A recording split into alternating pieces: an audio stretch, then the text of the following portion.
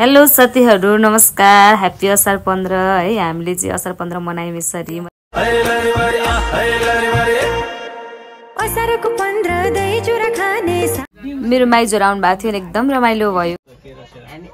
खानु न केरा खानु न खानु न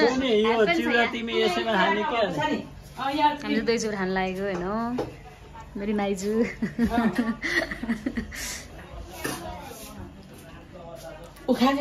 मेरो आन्टी उहाँले असार 15 मनाइदिनु हुँदैछ हामीलाई आज 14 गते हो तर हामीले आज 15 गते असार बनाउन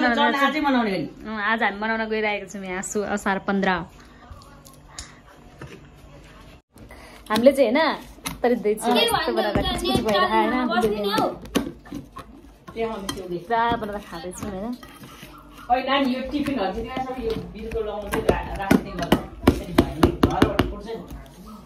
बाहिर साथीहरु हाम्रो चाहिँ असार 15 यस्तै भयो हैन अनि अब आज त खाएँ अब भोलि फेरि अलि खाइन्छ होला नि त भोलि फेरि असार 15 हो नि त